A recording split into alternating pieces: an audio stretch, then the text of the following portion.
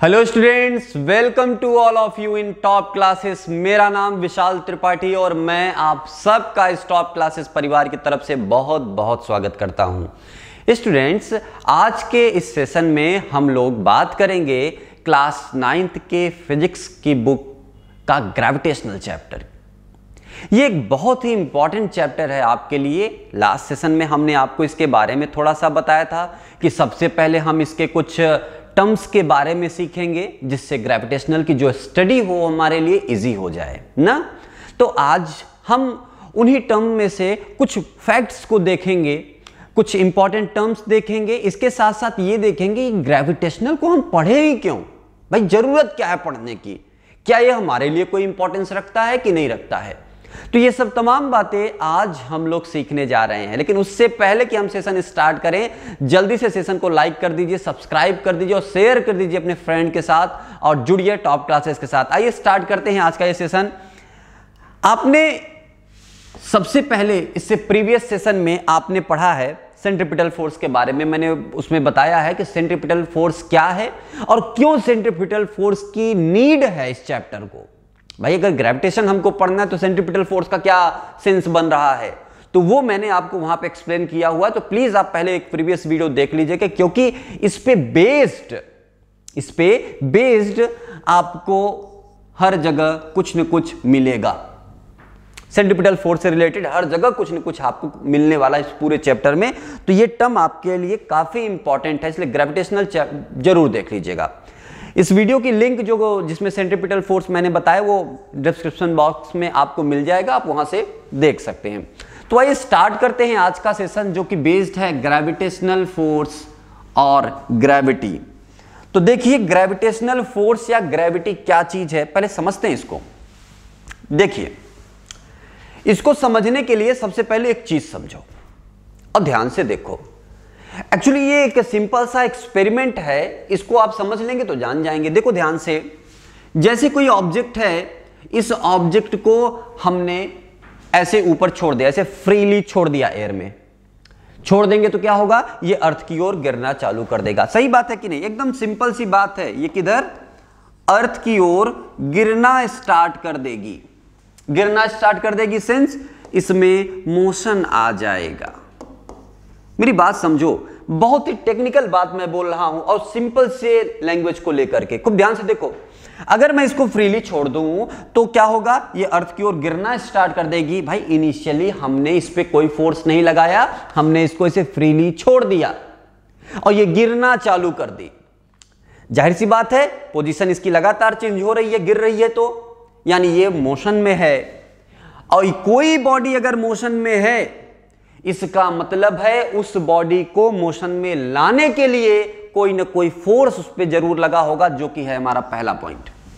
पहला पॉइंट हमारा बोल रहा है a force is necessary to produce motion in a body. किसी भी बॉडी में मोशन प्रोड्यूस करने के लिए एक फोर्स की जरूरत होती है। अब हमने देखा कि बॉडी को जब हमने यहां पे फ्रीली छोड़ दिया तो हुआ क्या, ये बॉडी अर्थ की ओर गिरने लगी। बॉडी स्टार्ट फॉलिंग टूवर्ड्स अर्थ। क्यों? क्योंकि अर्थ इस पे एक फोर्स अप्लाई कर रहा है। क्या अप्लाई कर रहा है? फोर्स। और इस फोर्स को लगा के अर्थ इस ऑब्जेक्ट को अपने सेंटर की ओर खींच रहा है। तो अर्थ जिस फोर्स से इस ऑब्जेक्ट को खींच रहा है उस फोर्स को नाम देते हैं ग्रेविटेशनल फोर्स। उस फोर्स को क्या बोलते हैं? Gravitation force, gravitational force. Okay, खैर ये बात हमको समझ में आ गई। इसका मतलब क्या है कि जब हमने बॉडी को फ्रीली छोड़ा था तो ये ग्रेविटेशनल फोर्स है जो इस बॉडी में मोशन जनरेट करने का काम करता है। तो आपको समझ में आया कि जब हमने फ्रीली छोड़ा तो ये बॉडी में मोशन कैसे आ गया, तो ड्यू टू ग्रेविटेशन फोर्स इस बॉडी में मोशन जनरेट हुआ या मोशन प्रोड्यूस हुआ। ओके, तो पहला पॉइंट हमने देख लिया। दूसरा पॉइंट क्या है? यही जो मैंने बताया, यही चीज। क्या मैंने बोला? A body dropped from height. एक बॉडी को किसी हाइट से अगर ड्रॉप करें तो होगा क्या? Falls towards the earth. वो अर्थ की ओर गिरने लगेगी, इट इंडिकेट्स दैट, यह इंडिकेट कर रहा है, यह बता रहा है that earth exerts a force of attraction, earth एक फोर्स ऑफ अट्रैक्शन लगा रही है उस ऑब्जेक्ट पर, और उस ऑब्जेक्ट पर फोर्स ऑफ अट्रैक्शन लगा के अपने सेंटर की ओर खींच रही है। क्लियर है? ओके। तो दो बातें हमने सीख ली यहां पे। पहला कि किसी भी बॉडी में मोशन जनरेट होगा मींस वहां पे कोई फोर्स है, और इस केस में जो फोर्स लगा रहा है वो कौन फोर्स लगा रहा है? अर्थ लगा रही है, और जो फोर्स लगा रहा है उस फोर्स को हम क्या बोल रहे हैं? ग्रेविटेशनल फोर्स बोल रहे हैं। अब अर्थ जो ये ग्रेविटेशनल फोर्स लगा रही है ना भैया, इसी ग्रेविटेशनल फोर्स को हम लोग ग्रेविटी बोलते हैं। तो अभी से बोल दे रहा हूं, चैप्टर स्टार्ट करने के पहले ही ग्रेविटी में कंफ्यूज नहीं होंगे आप। क्लियर है कि नहीं? ग्रेविटी से बिल्कुल कंफ्यूज नहीं होंगे। ग्रेविटी का मतलब ग्रेविटेशनल फोर्स। नारियल के पेड़ के नीचे बैठे हैं, नारियल सर पे गिर गया, सर फूट गया, कौन है रिस्पॉन्सिबल? ग्रेविटी। समझ में आया? और कभी अगर ऐसा ना हुआ हो तो एक बार आनंद लेने नारियल पेड़ के नीचे जरूर जाएं। ठीक है, आइए स्टार्ट करते हैं और आगे देखते हैं third point. In fact the earth attracts all the object towards its centre. मतलब अगर फैक्ट की बात करें तो अर्थ जो है, जो हमारी प्यारी अर्थ है, ये सभी ऑब्जेक्ट को अपने सेंटर की ओर खींचती है, जितने भी इसके चारों ओर ऑब्जेक्ट हैं। अब चाहे वो पास में हो, चाहे बहुत दूर हो, चाहे यूनिवर्स में कहीं पे भी हो, अर्थ उन सभी को अपने सेंटर की ओर खींच रही होगी। और जिस फोर्स से खींच रही होगी उस फोर्स का क्या नाम है? ग्रेविटेशनल फोर्स है। यह फोर्स नेचर में कैसा है? अट्रैक्शन फोर्स है। ये नेचर में कैसा है? अट्रैक्टिव। ये अट्रैक्ट करता है, आकर्षित करता है, चीजों को अपने पास लाने की कोशिश करता है। क्लियर? बाकी डिटेल में हम समझेंगे कि क्या यह केवल अर्थ की प्रॉपर्टी है या हर बॉडी की प्रॉपर्टी है। यह चीज हम देखेंगे, लेकिन तब देखेंगे जब हम लोग universal law of gravitation, Newton law of gravity जब हम देखेंगे तो वहां पे हमें समझ में आएगा। आगे देखते हैं। नेक्स्ट पॉइंट इसमें है the force with which the earth pulls the object towards is called gravitational force of the earth और ग्रेविटी। अर्थ जिस फोर्स से ऑब्जेक्ट को अपने सेंटर की ओर खींचती है, वही फोर्स अर्थ की क्या कहलाती है? ग्रेविटेशनल फोर्स कहलाता है अर्थ का, या उसी ग्रेविटेशनल फोर्स को हम ग्रेविटी नाम देते हैं। ओके, चलिए अब इसका एक सीधा साधा एग्जांपल जो आप लोगों को दिख, भाई जाहिर सी बात है, अगर चलो हम देख रहे हैं फोर्स लगा रही है, अर्थ लगा रही है, क्या इसका कोई एग्जांपल है जो हमको दिखे? एक तो मैंने सर फोड़ दिया आपका एग्जांपल दे करके। दूसरा एग्जांपल जो सब रोज देखते हैं, सुबह उठते हैं आप देखते हैं ना, सूर्य देवता इस तरफ से इस तरफ जा रहे हैं, पूरब से निकले पश्चिम में चले गए, यही तो पढ़ते हैं। सुबह सूर्य नमस्कार करते हैं पूर्व दिशा की ओर, और शाम को नमस्कार किधर करते हैं? पश्चिम दिशा की ओर। ठीक, साइंस इसके पीछे यह है कि भैया सन नहीं, अर्थ सूर्य के चारों ओर, अर्थ सन के चारों ओर चक्कर लगा रहा है। क्लियर? वो तो ऐसा देखने में इल्यूजन हम लोगों को लगता है कि सन हमारे चारों ओर घूम रही है।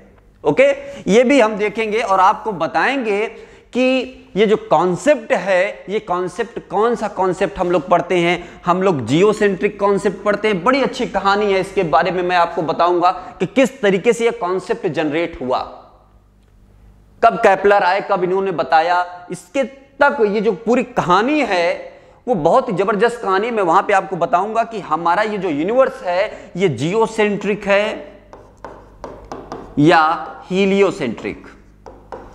हीलियोसेंट्रिक, ठीक है। जल्दी से इसके बारे में सर्च करिएगा और देखिएगा कि जियोसेंट्रिक और हीलियोसेंट्रिक क्या है। नेक्स्ट वीडियो जब होगी तो उसमें आप ये पाएंगे कि ये क्या चीजें हैं। खैर, आते हैं अपने टॉपिक पर, देखते हैं क्या है। The gravitational force between the sun and the earth keeps the earth in uniform circular motion. एकदम सही बात है। जो ग्रेविटेशनल फोर्स है सन का, हर प्लैनेट अपना अपना ग्रेविटेशनल फोर्स अप्लाई करता है। जैसे सन है और सन के चारों ओर ये अर्थ क्या कर रही है? रिवॉल्व कर रही है। अर्थ क्या कर रही है? रिवॉल्व कर रही है। अब ये अर्थ जब रिवॉल्व करेगी तो अर्थ रिवॉल्व कर रही है तो अर्थ पर सन क्या लगा रहा है? एक ग्रेविटेशनल फोर्स लगा रहा है। क्या लगा रहा है? ग्रेविटेशनल फोर्स लगा रहा है। इस ग्रेविटेशनल फोर्स के कारण ये सर्कुलर पाथ में रिवॉल्व कर रहा है। यूनिफॉर्म सर्कुलर पाथ में क्या कर रहा है? ये रिवॉल्व कर रहा है। तो वहां पर खूब ध्यान से समझो, सेंट्रीपिटल फोर्स जब मैंने बताया था तो मैंने बताया है वहां पे कि कोई ऑब्जेक्ट अगर सर्कुलर पाथ पे रिवॉल्व कर रहा है, कोई ऑब्जेक्ट सर्कुलर पाथ पे रिवॉल्व कर रहा है, इसका मतलब उस ऑब्जेक्ट पर एक सेंट्रीपिटल फोर्स काम कर रहा है जो उस ऑब्जेक्ट को सर्कुलर पाथ पर रिवॉल्व करने के लिए मजबूर कर रहा है उसको। इसका मतलब अगर अर्थ हमारी सर्कुलर पाथ पे रिवॉल्व कर रही है तो इस अर्थ पर सेंटर की ओर कोई ना कोई सेंट्रीपिटल फोर्स काम कर रहा होगा और यही सेंट्रीपिटल फोर्स उसको मजबूर कर रहा है कि वो सर्कुलर पाथ में रिवॉल्व करे। तो सेंट्रीपिटल फोर्स कोई फोर्स नहीं होता है, ये याद रखना, हमेशा याद रखना ये बात। सेंट्रीपिटल फोर्स जैसा कोई फोर्स नहीं है। हां, डिफरेंट फोर्स हैं, अलग अलग फोर्स हैं जो हर कहीं कहीं पर सेंट्रीपिटल फोर्स की तरह काम करती हैं।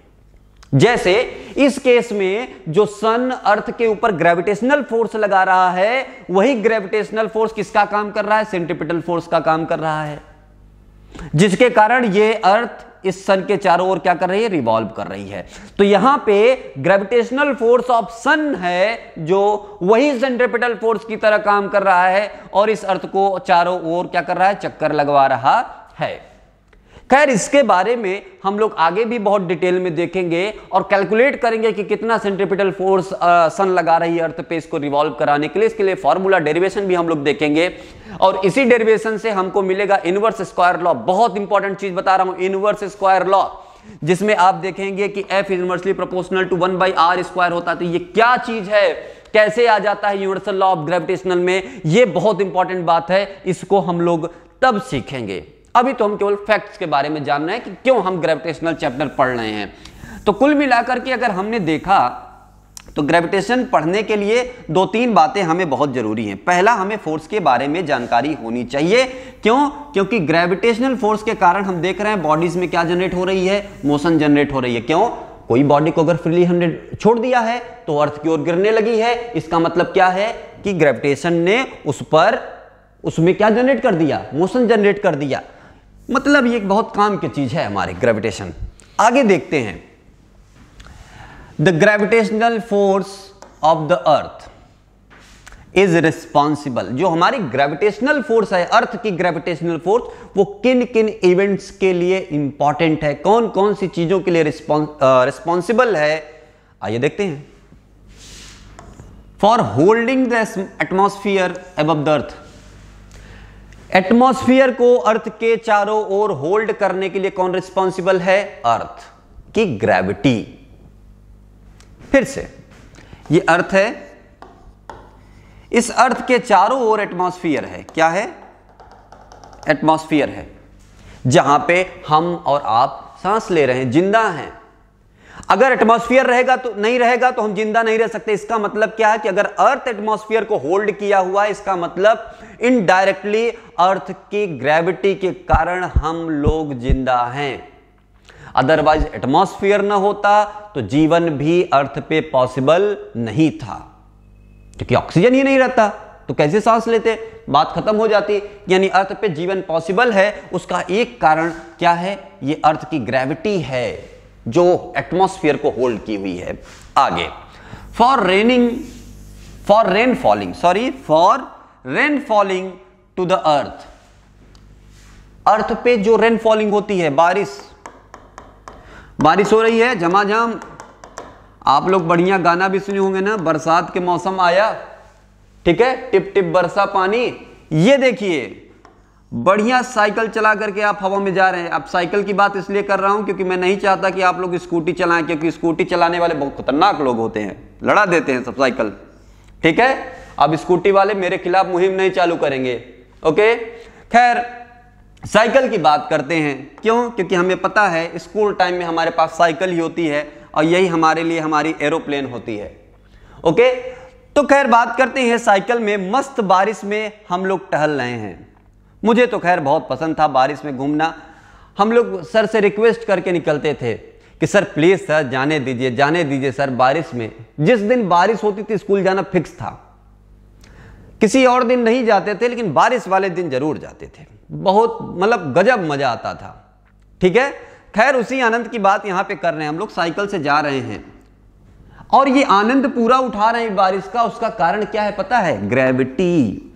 अगर ये ग्रेविटी, अर्थ की ग्रेविटी इस रेन ड्रॉप को अपनी ओर न खींचे तो पानी तो अर्थ पे गिरेगा ही नहीं, रेन ड्रॉप तो अर्थ पे आएगा ही नहीं, तो बारिश कहां से होगी? यानी अर्थ की ग्रेविटी ही जरूरी है, या अर्थ की ग्रेविटी ही रिस्पॉन्सिबल है ये जो बारिश हो रही है। ओके, खैर आगे बढ़ते हैं। सारी चीजें एकदम क्लियर है, मुझे पता है कुछ आपको समझ में आने, ये वाला तो जरूर आया होगा क्योंकि आप लोग भी इसको बहुत पसंद करते हैं। आइए देखते हैं आगे। For the flow of water in river, reverse में जो वाटर फ्लो करता है उसके लिए भी अर्थ की ग्रेविटी रिस्पॉन्सिबल है। ग्रेविटी रिस्पॉन्सिबल है क्यों? क्योंकि ये देखिए, ये रिवर है, माउंटेन से रिवर निकलती हैं और कहां पे चली जाती हैं? सी में। ये क्या है? माउंटेन।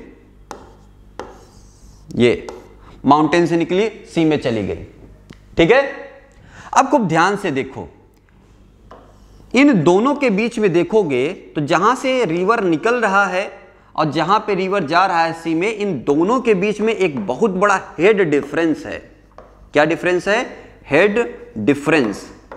इस हेड डिफरेंस के कारण प्रेशर डिफरेंस क्रिएट होता है और हमें पता है कि प्रेशर डिफरेंस के कारण, प्रेशर डिफरेंस के कारण कोई भी फ्लूइड फ्लो करता है। जिसे नहीं पता होगा फिर से ध्यान से सुन ले और समझ ले। फ्लूइड का जो फ्लो होना होता है वो उसके लिए रिस्पॉन्सिबल कौन होता है? Pressure difference.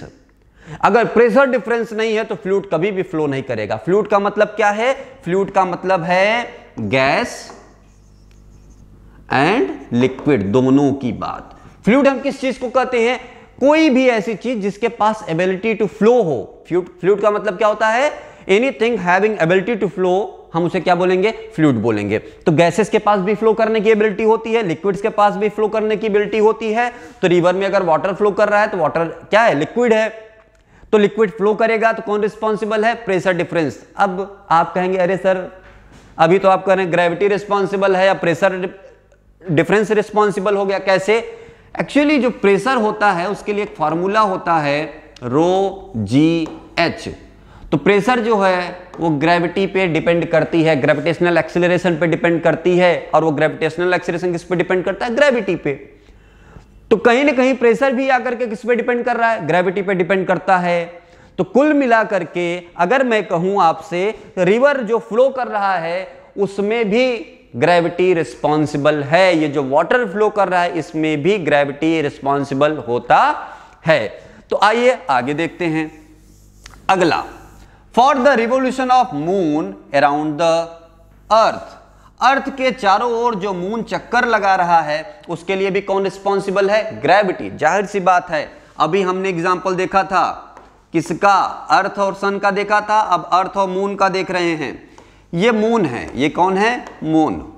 तो मून अर्थ के चारों ओर चक्कर लगाएगा। क्यों लगाएगा? क्योंकि यहां पे सेंट्रीपिटल फोर्स की तरह कौन काम कर रहा है? अर्थ की ग्रेविटी।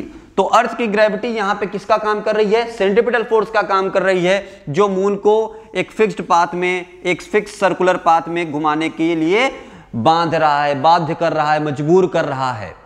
तो revolution of moon around the अर्थ के लिए कौन रिस्पॉन्सिबल है? के लिए रिस्पॉन्सिबल है अर्थ की ग्रेविटी। किसकी ग्रेविटी? अर्थ की ग्रेविटी। तो ये चीजें आपको दिमाग में रखनी है। आई थिंक ये क्लास जो आपके लिए रही होगी इसमें आपको ये आइडिया लग गया कि इस चैप्टर को पढ़ने की जरूरत क्या है, नीड क्या है इस चैप्टर को पढ़ने की। क्योंकि ये जो सारे इवेंट देख रहे हैं, इवन हमारा जो लाइफ है वो भी ग्रेविटी से कहीं ना कहीं रिलेटेड है, इसलिए ये चैप्टर हमारे लिए बहुत इंपॉर्टेंट है। ओके, तो आज का ये सेशन यहीं पे एंड करते हैं इस विश्वास के साथ कि आपको ये सेशन काफी पसंद आया होगा। समझ में आया होगा। जो भी चीजें हमने डिस्कस की हैं उसको आप बार बार रिवाइज करेंगे, देखेंगे और चीजों को समझेंगे, नोट्स बनाएंगे प्रॉपर। दूसरी बात, जो भी चीजें मैंने बताई हैं उससे रिलेटेड जो नोट्स है वो आपको टेलीग्राम का एक लिंक होगा जो कि आपको डिस्क्रिप्शन बॉक्स में दिया है, आप उस लिंक पे जा करके नोट्स भी पा सकते हैं। ओके, तो आई होप ये क्लास आपके लिए काफी हेल्पफुल रही होगी। आज का सेशन यहीं पे एंड करते हैं और इस विश्वास के साथ कि आपको सब कुछ बहुत अच्छा लगा होगा और आप जल्दी से जल्दी इसको शेयर कर देंगे, लाइक कर देंगे और तुरंत का तुरंत सब्सक्राइब कर देंगे। Okay, thank you very much.